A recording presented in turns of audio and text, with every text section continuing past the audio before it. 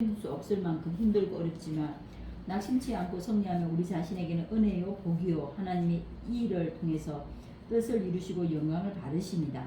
이런 사실은 오늘 이 부분에서도 알 수 있습니다. 베드로와 요한이 복음을 전하다가 서서히 시푸른 사내들인 공회에 끌려가 온갖 협박과 위협을 받았지만 오히려 이 시련을 이기고 난 후에 교회는 더욱 굳게 세워지고 서로 사랑하며 복음이 힘있게 전파되는 것을 볼 수 있습니다. 베드로 일행을 붙잡아 협박하고 힘을 주던 사내들인 공회는 어쩔 수 없음을 알고 명분을 세우고자 조건부 석방을 합니다. 도무지 예수의 이름으로 말하지도 말고 가르치지도 말라는 것입니다. 베드로 요한이 이와 같이 사실을 교회에 보고했을 때 교회가 어떤 행동을 취했는지 살펴봅시다. 일심으로 하나님께 기도했습니다. 이것은 기도의 능력을 분명히 믿고 있는 사람들이나 자연스럽게 취할 수 있는 행동입니다. 모압과 암몬 족속이 다른 부족들과 동맹하여 유다를 침략해 왔을 때 여호사밧 왕은 온 백성들에게 금식을 선포하고 자신도 여호와의 전 새 뜰 앞에서 회중들과 함께 서서 하나님께 간구하는 것을 볼 수 있습니다. 많은 신자들은 이 기도의 능력을 소홀히 생각하고 있습니다.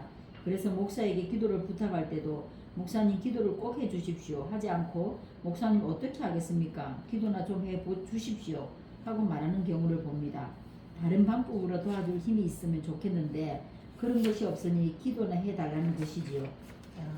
잠깐만요. 그 뒤에까지 한번 읽어봅시다. 뒤에. 이것은 기도의 능력이나 기도의 중요성을 잘 모르기 때문입니다.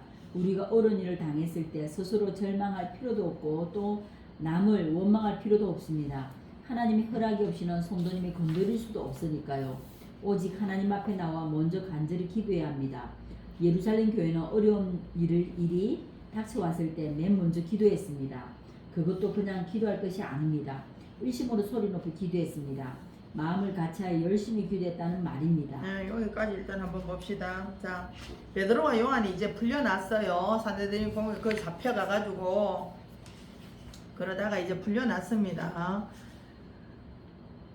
풀려나서 여기 야고보는 너희가 여러가지 시험을 만나고도 온전히 기쁘게 여기라. 이 말은 시험 자체가 기쁘다라는 말이 아니다.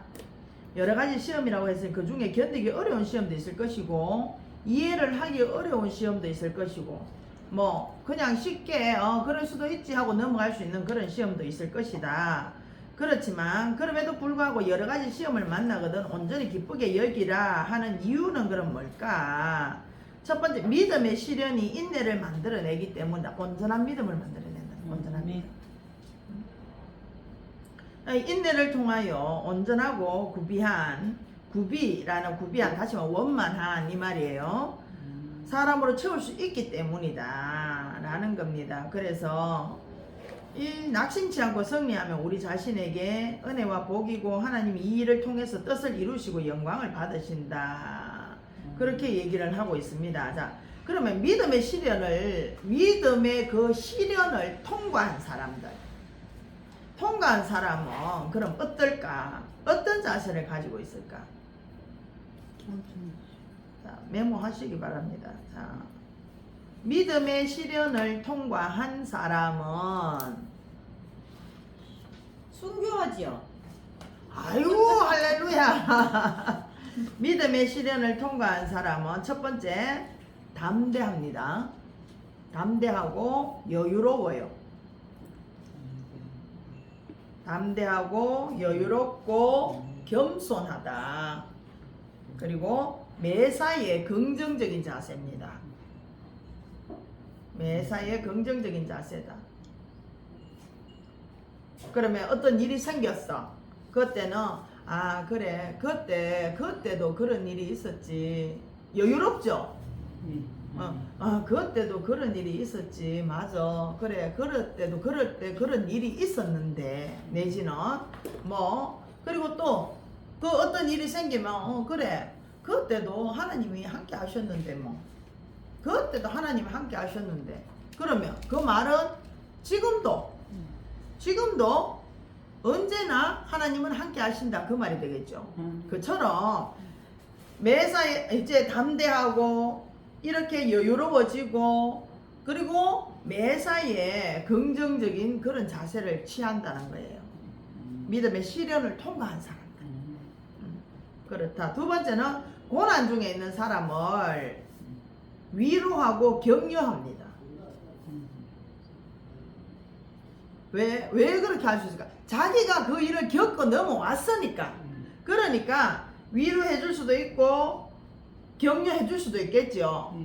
그래서 이 고난에 그 통과한 사람은 다른 사람을 세워줍니다. 고난을 통과한 사람은 다른 사람을 세워준다. 남을 세울 수 있다. 그래서 도무지 예수의 이름으로도 말고 가르치지도 말라 그렇게 말하는 그들을 봤을 때 베드로와 요한이 이런 사실을 교회에 와서 이제 보고를 했겠죠. 보고를 했을 때 교회에서는 그러면 어떤 행동을 취했는지 보면 그 사도들이 돌아와서 풀려와서 거기에서 사내들인 그 공회에서 예수 이름으로 전하지도 말고 예수 이름을 덜먹거리지도 말고 가르치지도 말라 하더라. 그렇게 이제 그들이 겪었던 일들을 보고를 할 거 아닙니까? 그렇게 보고를 했더니 교회에서는 어떻게 했느냐? 그 소리를 딱 듣고 난 뒤에 모두가 한 마음이 딱 돼서 하나님께 기도를 하더라. 일심으로 기도했다 하나님께. 그런데 그 맨 밑에 줄에서 하나 둘 세 번째 줄 한번 보세요.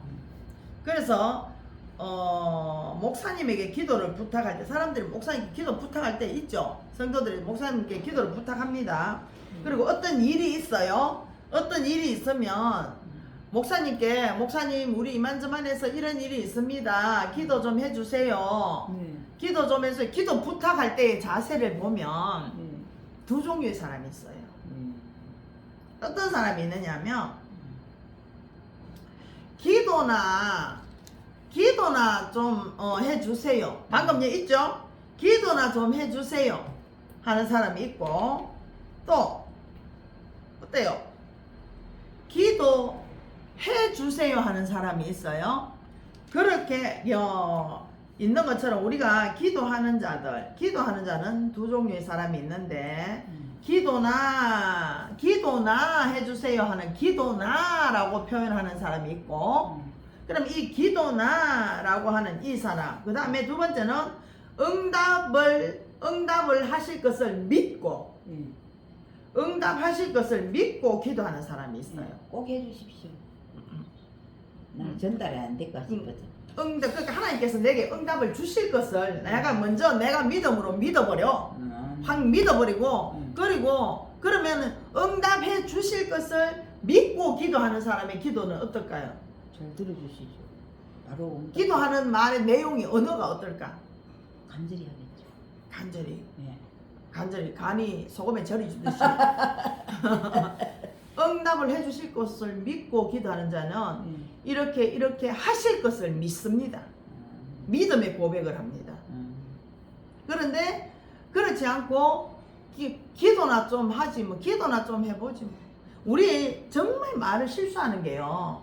어떤 시간적인 여유가 딱 있어서 어떤 모임이라든가 어떤 공부하는 모임이라든가 기도회 하는 모임이라든가 이런 모임들이 아직까지 시작할 시간이 조금 남았어. 그러면 표현을 어떻게 하느냐면 찬송이나 좀 하고 찬송이나 하자. 찬송이나 하자. 찬송합시다 이렇게 안 하고요. 찬송합시다 라고 해야 되는 게 맞겠죠. 그런데 약간의 아직까지 시간이 조금 남았어요. 그러면 찬송이나 합시다. 우리 아직 그것만 나누고 우리 찬송이나 합시다. 기도나 좀 해봅시다. 기도나 좀 합시다. 이 뭐뭐시나 라는 이 표현은 잘못된 표현이에요.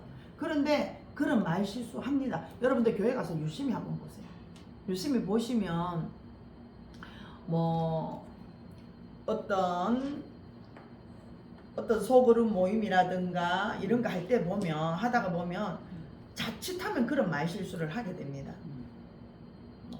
찬송이나 좀 찬송이나 합시다.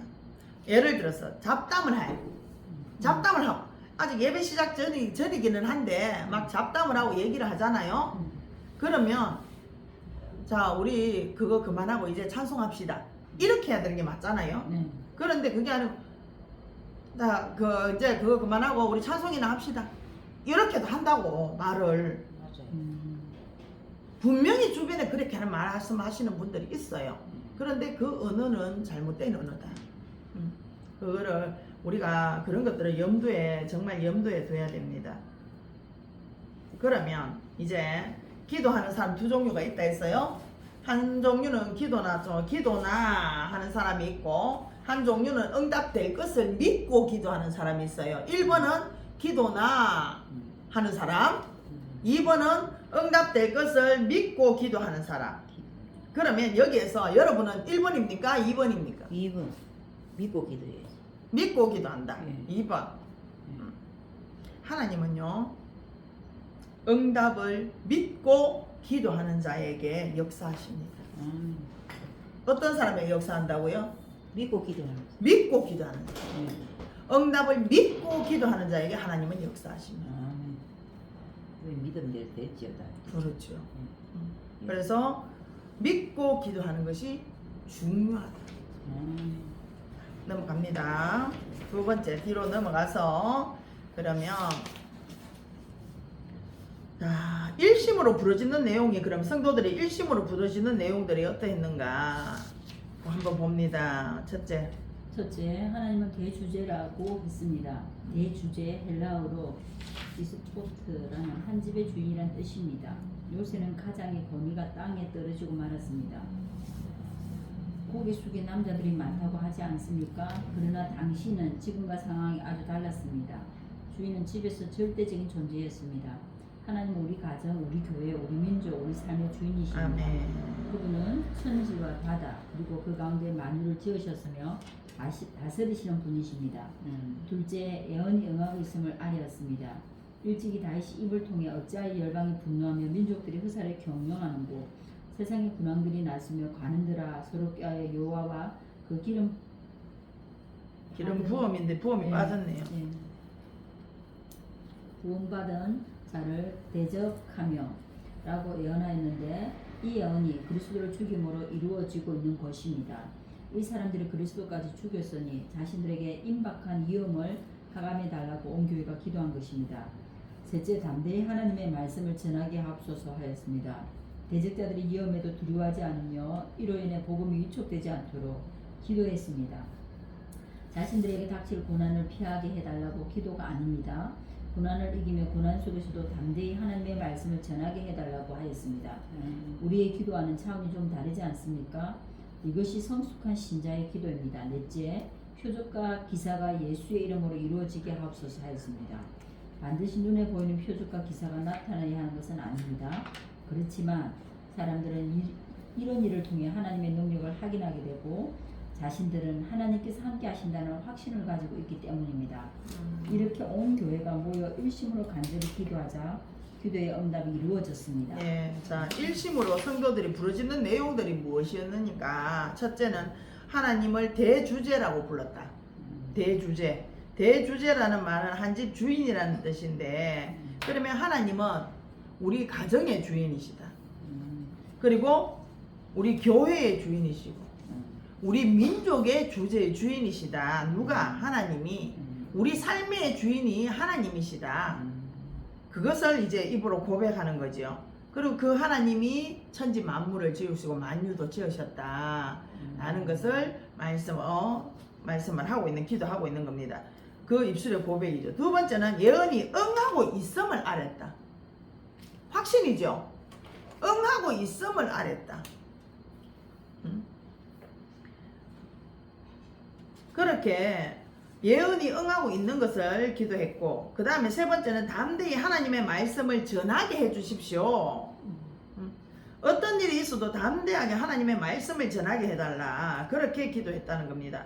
그냥 우리 앞에 닥쳐져 있는 이 고난, 이 어려움들 이것을 우리가 피하게 해주십시오. 이것이 아니더라는 거예요. 그런 기도가 아니라 이것도 우리가 다 이겨내고 담대하게 우리가 복음을 전할 수 있는 그렇게 말씀을 전할 수 있도록 해 주십시오. 그 기도를 했더라는 거예요. 성도들이. 그러니까 어때요? 기도 차원이 완전히 다르지 않아요? 우리하고? 우리는 어때요? 내 구할 건 먼저 구하잖아. 그죠? 저도 고난 속에 함께 해다 견디고 맹렬하고 예, 잘못했어요 내가. 뚫을 거는 뚫고 넘을 거는 넘고 음, 예, 그렇게 기도.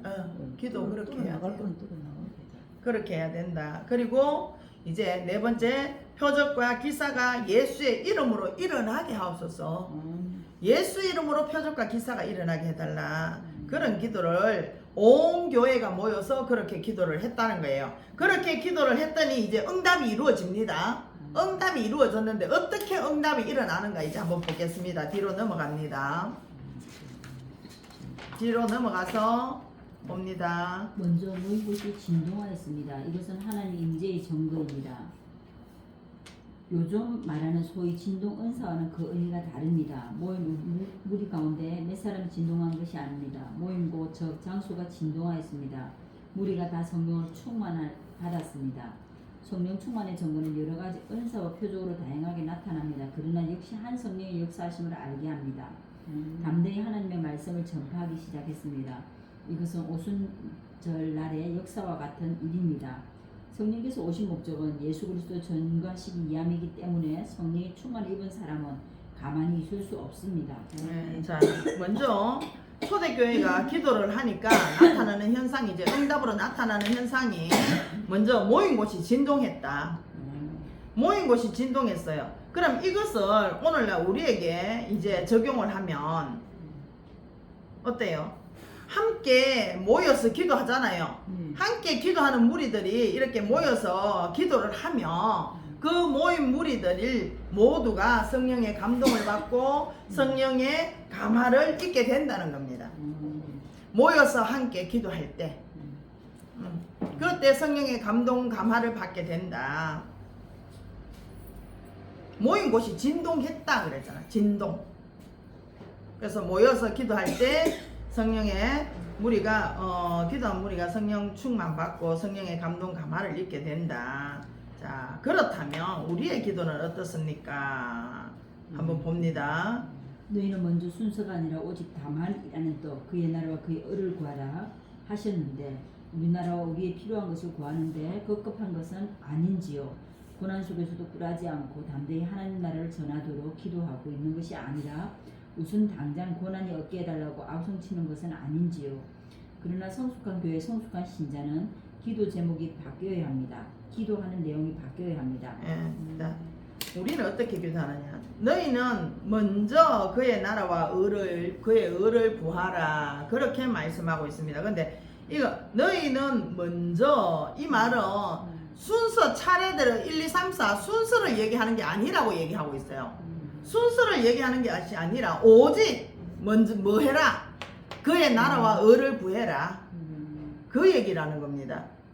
기도할 때 1번 그의 나라와 의를 구하고 2번 너가 먹을 것 구하고 이 말이 아니고 그 말이 아니고 오직 너희가 구할 것은 그의 나라와 의를 구하는 것이다. 그 말을 지금 하고 있는 것입니다. 그러면 그렇게 하는데 성숙한 교회 성숙한 성도들은 기도가 이제 바뀌어야 된다. 바뀌어야 되는데 그러면 어떻게 바뀌어야 될까? 기도하는 내용이 바뀌어야 되고 기도하는 제목이 바뀌어야 되는데 그러면 어떻게 바뀌어야 될까? 어떻게 바뀌어야 될 것 같아요? 그 옛날 오를 구하면은 너희 먹을 것을 하나님 다 채우신다 했으니까 그냥 나라만 구하는 거죠. 그렇죠. 예. 하나님의 나라와 하나님의 의를 구해야 된다. 예. 우리 먹을 거 말로 구합니까? 하나님 주시는데. 그렇죠. 네. 그죠? 그건 네. 무슨 기도다? 이방인이 하는 기도다. 예. 무엇을 먹을까 입을까 마실까 하는 그 기도는 이방인이 하는 기도다. 아, 그런 기도는 하지 마. 그러니까 그거 하지 마라 했잖아요. 그죠? 네. 하지 마라 말은 내 줄게. 예.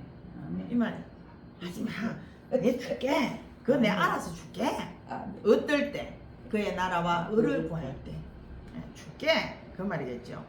자, 그래서 우리는 기도 제목이 바뀌어야 되고 기도가 바뀌어져야 되는데 그 기도는 우리가 해야 되는 기도는 하나님의 나라와 하나님의 의를 구하는 기도를 해야 된다. 자, 초대교회가 기도했을 때 나타나는 두 번째 현상 두 번째는 한번 읽어봅니다. 큰 건동으로 예수의 부활을 증거했습니다. 사내를 든 공회에서 절대로 예수의 이름으로 말하지도 않고 가르치지도 말라 했을 때 제자들은 하나님 앞에서 너희 말 듣는 것이 하나님 말씀 듣는 것보다 옳은가 판단하라고 담대히 말했으나 사실 그들은 두려웠습니다. 그러나 간절히 기도하는 응답을 받으니 새 힘이 솟았습니다. 그래서 그들은 조금도 두려워하지 말고 담대히 전했습니다. 기도가 두려움을 물리치는 것입니다. 우리에게 두려움이 있을 때는 기도해야 합니다. 콩 건너으로 증거했습니다. 오직 예수 그리스도의 부활만 증거했습니다. 비록 공에서 그만 것이지만 그리스도의 부활은 사실이었습니다. 부활은 기쁨이었습니다. 부활은 소망이었으며 부활은 능력이었습니다. 그러므로 모인 우리가 큰 은혜를 얻었습니다. 핍박과 고난 속에서도 굽히지 않고 전하는 담대함과 결심을 보고 은혜를 받았습니다. 참 생명의 복음을 받아 부활의 소망을 가진 가운데 은혜를 받았습니다. 예. 두 번째는 초대교회 성도들이 모여서 기도했을 때 어떤 응답으로 큰 권능으로 예수의 부활을 증거했다. 큰 권능으로 예수의 부활을 증거했다. 산헤드린 공회에서 절대로 예수 이름 말하지도 말고 가르치지 말아야. 그러니까 제자들은 하나님 앞에서 너가 말 듣는 게 낫겠나? 하나님 말씀 듣는 게 낫겠나? 어느 게 낫겠나? 너가 판단해라. 옳은 걸 판단해라. 그렇게 담대하게 말은 했어요. 말은 했는데 그들 속마음은 사실 아유 저것들이 또 우짤란강 하는 그런 생각을 했을 수도 있겠죠. 그렇게 했을 수도 있단 말입니다. 그런데 어느 게 맞겠노? 너가 판단해봐라. 이렇게 담대하게 말을 할 수 있었던 것. 이런 말을 어떻게 할 수 있었을까? 그것은 오직 성령 충만해서 오는 겁니다. 오직 성령 충만해서 오는 거다. 다시 말해 이건 성령이 주는 힘이라는 거예요. 성령이 주는 힘. 그렇기 때문에 우리도 마찬가지로 성령 충만을 입어야 된다. 그래서 에베소 5장 18절에 말씀하시죠. 술 취하려 마라. 이는 방탕한 것이니 오직 성령의 충만을 받으라. 그렇게 말을 하죠. 그러면 성령 충만을 받으려면 어떻게 해야 될까? 성령 충만을 받으려면 어떻게 해야 하는가? 기도해야죠. 먼저는 철저히 회개해야 됩니다. 회개. 성령 충만 받으려면 먼저는 첫 번째 철저히 회개해야 된다. 두 번째는 하나님의 말씀을 듣고 믿어야 됩니다. 하나님의 말씀을 듣고 믿어야 된다. 세 번째는 내 안에 계신 성령을 믿고 확신해야 됩니다.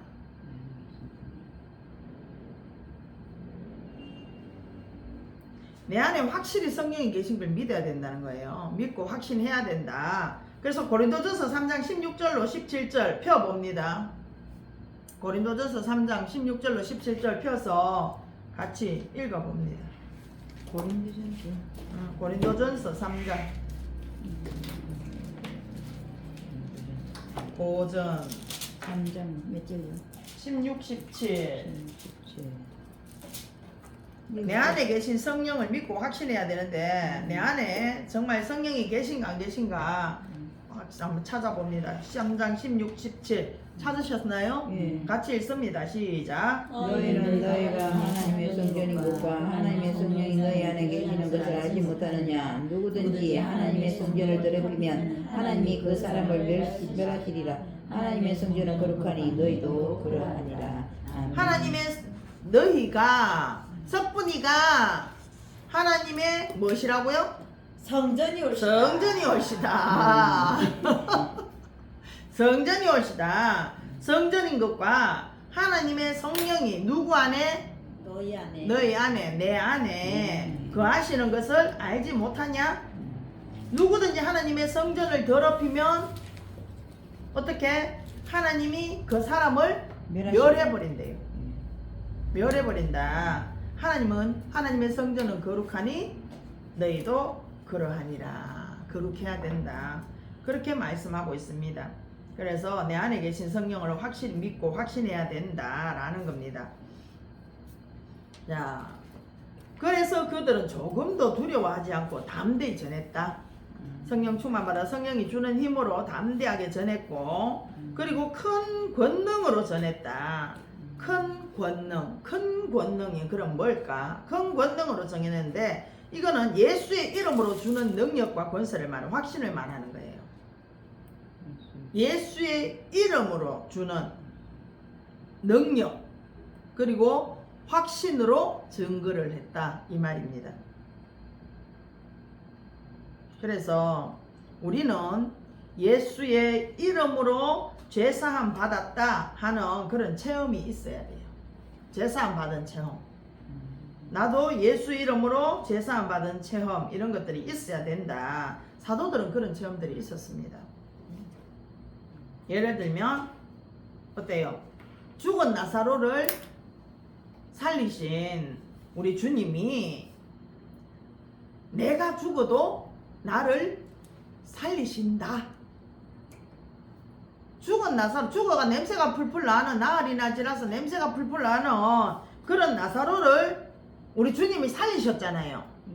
그 살리신 그것을 그렇게 살렸던 것처럼 내가 죽어도 우리 주님은 나를 살리실 것이다 하는 그런 믿음과 확신이 있어야 된다 이 말이에요.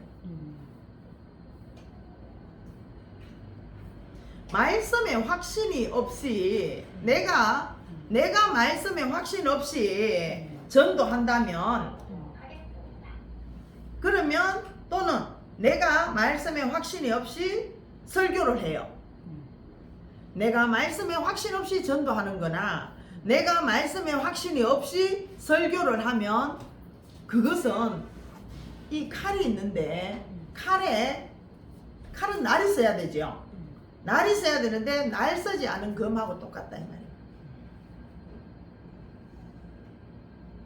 말씀은 살아서 운동력이 있어서 영광검이 관절과 골수까지 찔러 쪼갠다 했잖아요. 그런데 내가 그 말씀에 확신이 없어요.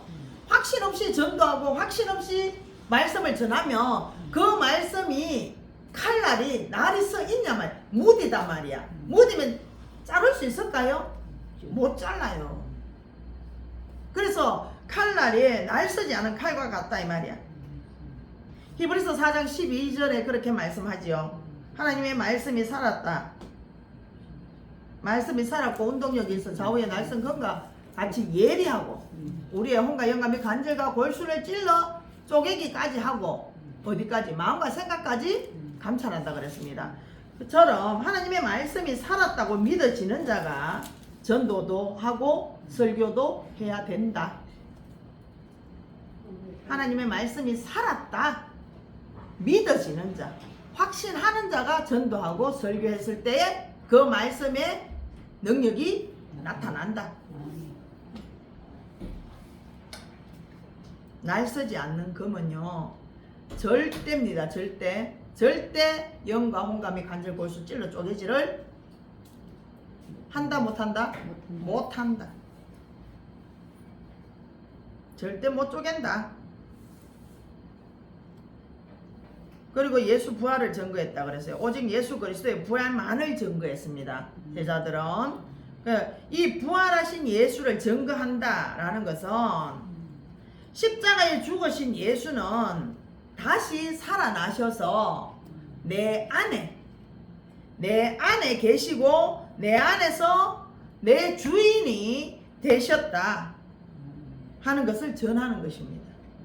부활하신 예수를 증거하는 것.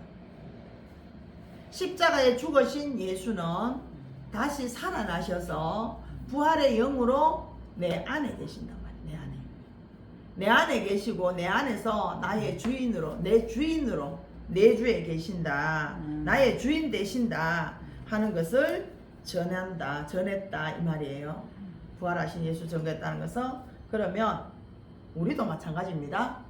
우리도 보고 전도할 때 예수만 전해야 돼요. 오직 예수만 전해야 된다.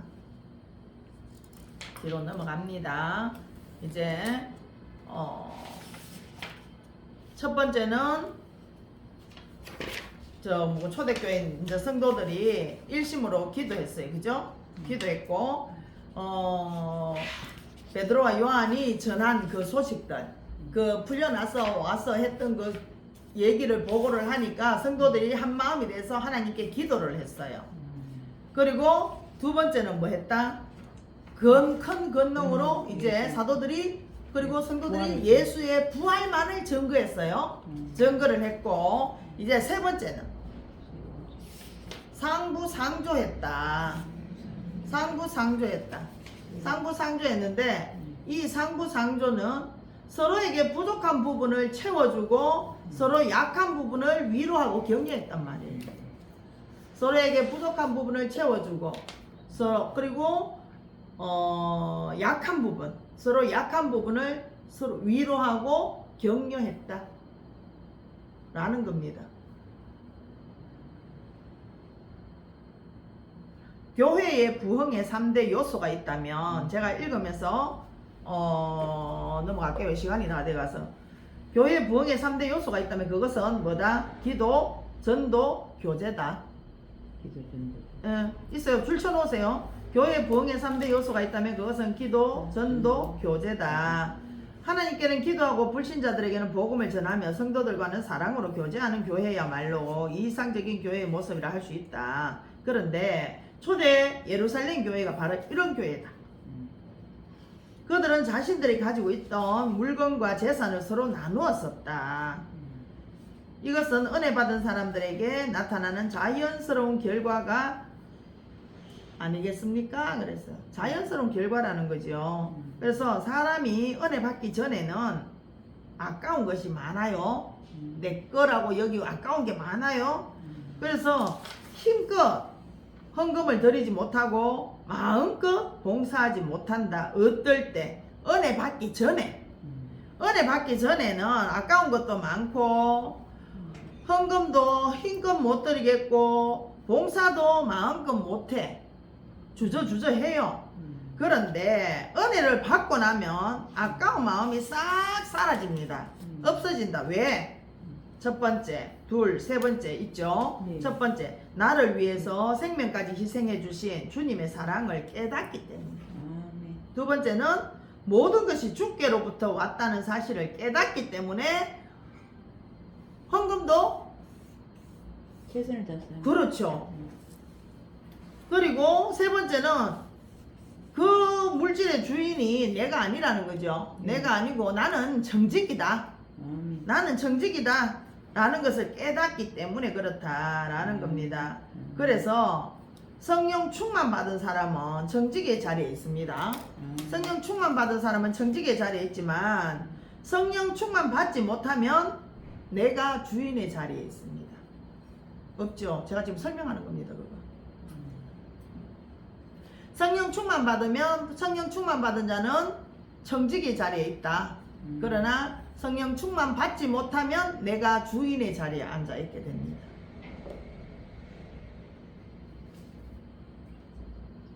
그러나 은혜가 떨어지면 모두 내 것인 것처럼 생각되기 때문에 아까운 마음이 든다. 재물에 대한 욕심과 장래에 대한 염려 때문에 드리지 못한다.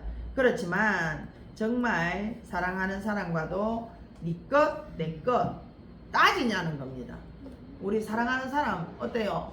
네 것, 내 것 따집니까? 안 따지죠. 내 끼, 내 끼고, 네 끼, 내 끼고. 내 끼, 네 끼고, 네 끼, 내 끼고. 그렇잖아요. 그런데 우리는 은혜가 떨어지면 주님 앞에서 아까워하더라는, 아까워한다. 사랑하는 남편이나 아내에게 줄 선물 사면서 여기 너무 비싼데 이게 이런데 이러면서 막 전주면서 하느냐는 거예요. 사랑하는 사람에게는 아끼지 않는다. 그렇기 때문에 주님께 드리는 헌신이나 봉사가 아까운 생각이 들 때는 먼저 자신을 살펴봐야 됩니다. 자신을 살펴보면서 내가 주님과 관계가 지금 어떠한가, 나하고 주님과의 관계가 어떠한가 살펴봐야 된다. 그래서 은혜 받은 예루살렘 교회 성도들이 서로 재물을 나누어서 상부상조하는 모습에는 몇 가지 특징이 있다. 첫 번째, 한마음 한뜻이다. 한마음 한뜻으로 드렸다. 그럼 여기 한마음 한뜻으로 드렸다는 것은 주님이 나를 위해 희생하는 그 마음을 깨달았다는 거예요. 깨달아서 나도 드리기 원한다 하는 그런 마음입니다. 주님이 나를 위해서 희생했네. 아, 그렇다면 나도 그렇게 드리고자 하는 그런 마음들이 있다는 겁니다. 그러므로 먼저 십자가에서 우리를 향해서 희생하신 예수 그리스도의 은혜를 깊이 깨닫고, 그리고 십자가의 은혜를 가르쳐야 됩니다. 우리는 그건 뭐고? 없지요. 내가 설명하는 겁니다. 십자가 은혜를. 메모하시겠어요? 네. 그럼 불러드릴게요. 네. 자, 한마음 한뜻으로 드렸다는 것은 주님이 나를 위해 희생하는 마음을 깨달아. 나를 위해 희생하는 마음을 깨달아. 나도 드리기를 원하는 마음이다.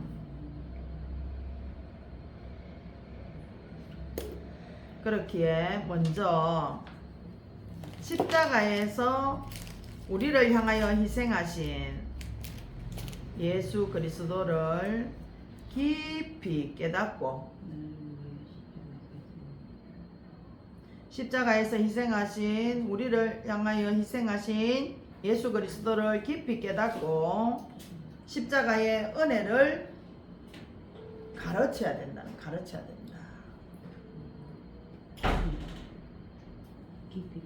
깊이 깨닫고 십자가의 은혜를 가르쳐야 된다.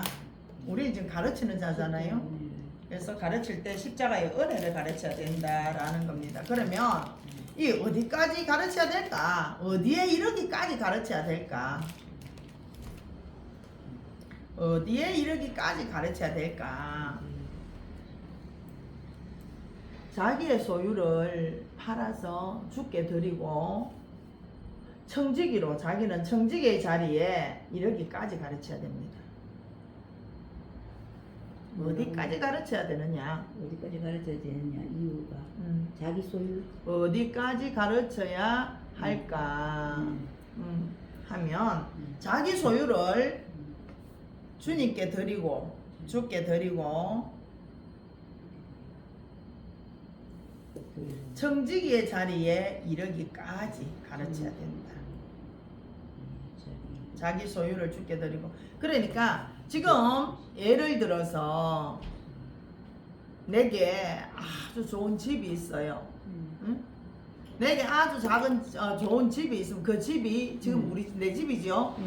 내 집인데 지금 내 집이라고 얘기하고 있어요. 그죠? 예. 그죠? 내 집이야. 예. 이 내 집이 내 소유란 얘기죠. 그러면 이 지금 내 집으로 있는 이 집이 누구 거?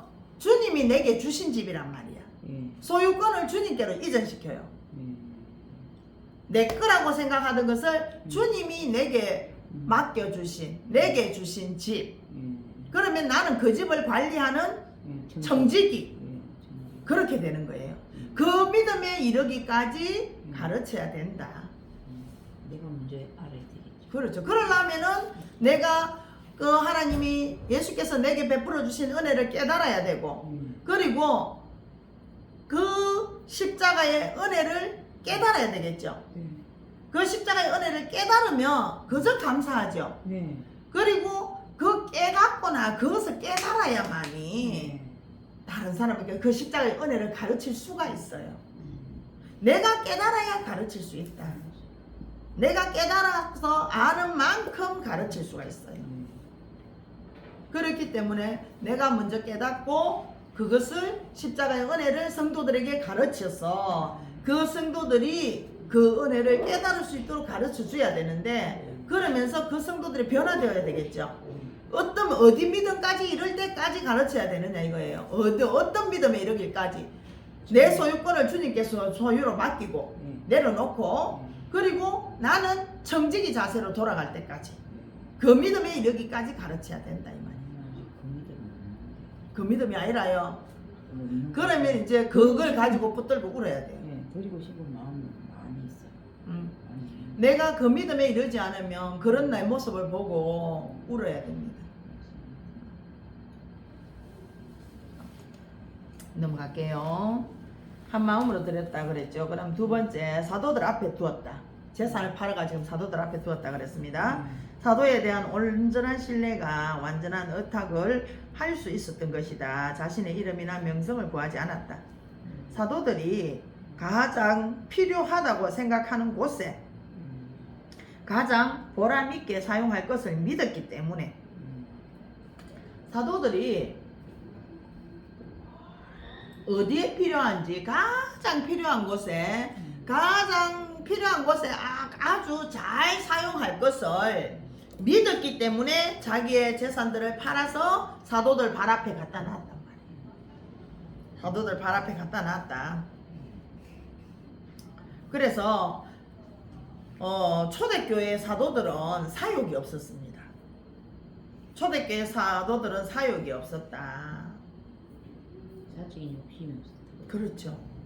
그래서 성도들이 자신의 소유를 사도 앞에 가져다가 바쳤을 때 사도는 자기 사욕을 위해서 쓰려고 하는 것이 아니라 누구를 위해서 정말 하나님 보시기에 필요한 곳에 사용했다는 거예요. 필요한 곳에 그렇게 사용했다. 그래서 왜 사도들 구제할 때도 오른손이 하는 것을 왼손이 모르게 그리고 은밀하게 그렇게 했더라는 거예요. 우리 교회 안에서 구제하는 거 한번 생각해 보세요.